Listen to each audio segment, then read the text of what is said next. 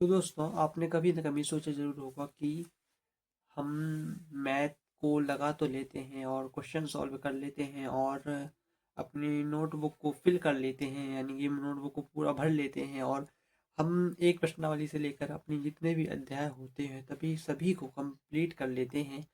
लेकिन आपके मन में शायद एक डाउट आता होगा कि सर जब क्वेश्चन कराते हैं तो हमसे क्वेश्चन तो आ जाते हैं, लेकिन जब हम अपने मन से कोई क्वेश्चन करने की कोशिश करने लेकिन जब हम अपने मन से किसी क्वेश्चन को करने की कोशिश करते हैं तो हमें अपने नोट्स को रिपीट करना पड़ता है, यानी कि पलटा पलटा कर देखना पड़ता है। शायद आपने भी ये चीज़ नोटिस की होगी।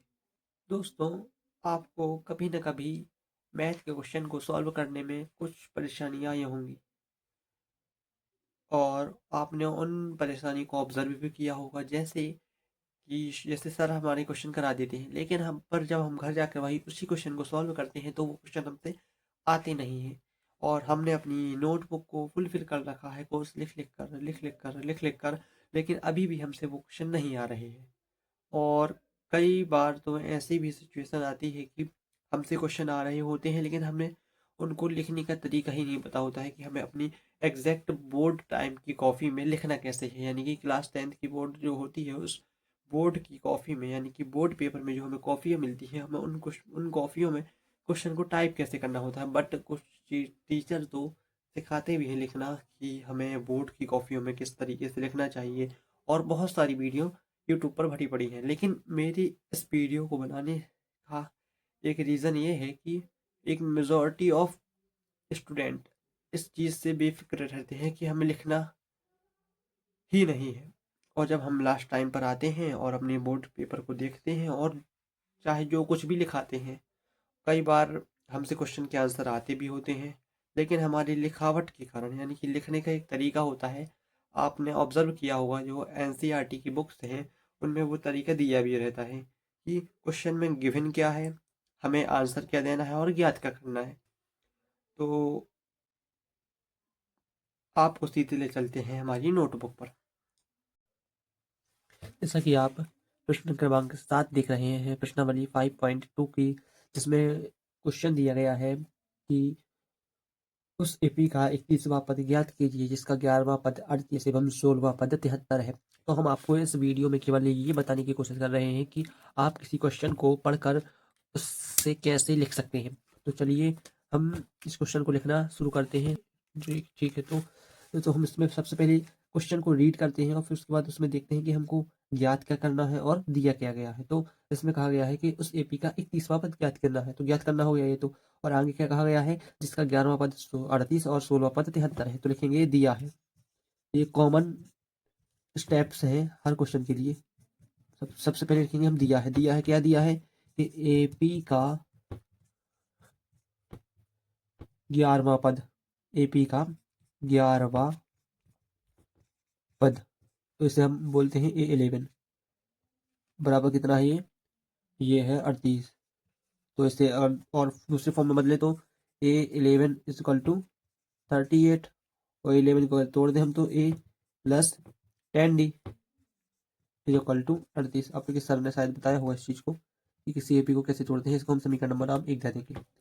फिर पुनः लिखेंगे, पुनः ये लिखने की स्टेप्स हैं।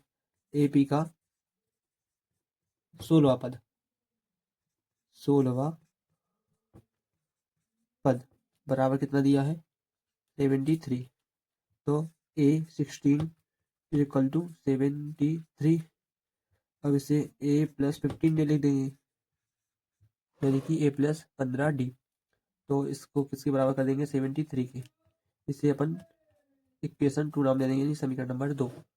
अब इसके आगे कैसे हल करेंगे, अपन ने लिख दिया, पहले नंबर दिया है, जैसे कि आप ऊपर देख रहे हैं।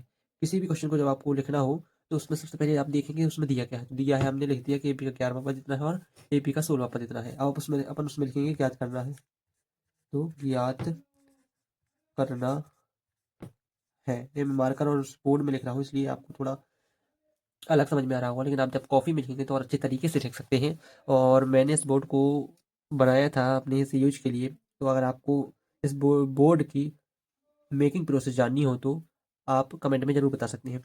तो चलिए इसके आगे अपन सॉल्व करते हैं। अब ज्ञात करना है अपन को उस एपी का 31वां पद है। तो A31 मतलब कि एपी का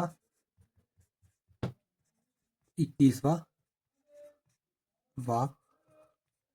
पद बराबर क्या करना है अपन को, ज्ञात करना है। मतलब कि ज्ञात करना मतलब कि एपी का 31 पद A31 बराबर ज्ञात करना। अब अपन जब क्वेश्चन को पहले नंबर अपन ने दिया है आप किसी भी क्वेश्चन का लिख सकते हैं, चाहे आपको वो क्वेश्चन आता हो या क्वेश्चन ना भी आता हो, लेकिन आप उस क्वेश्चन को पढ़कर आप उसका दिया है लिख सकते हैं और उसका ज्ञात करना है लिख सकते हैं। अब आपको क्वेश्चन बनता हो तो आप उससे आगे ज़्यादा हल भी कर सकते हैं।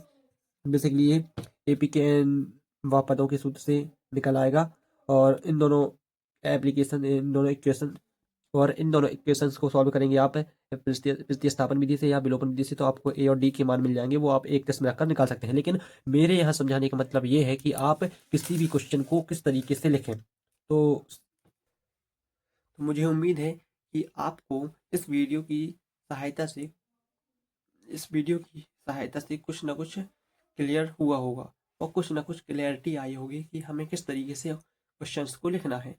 क्वेश्चंस को लिखने के लिए सबसे पहले उस क्वेश्चन में हमें गिवन क्या है, यानी दिया क्या रहता है, उस चीज़ को लिखना पड़ता है। फिर उसके बाद हमें उस क्वेश्चन से चाहिए क्या है, तो हमें फिर उसके बाद उसको ज्ञात करना लिखना पड़ता है और फिर उसके बाद उसको हल करना पड़ता है। लेकिन हमसे कई बार क्वेश्चन की हल आते हैं तो हम डायरेक्ट हल लिख देते हैं, जिससे कि हमें नंबर कटने के चांस बढ़ जाते हैं। तो इसी तरीके से हमारी वीडियो को देखते रहिए और अपनी पढ़ाई को और बेहतर बनाइए।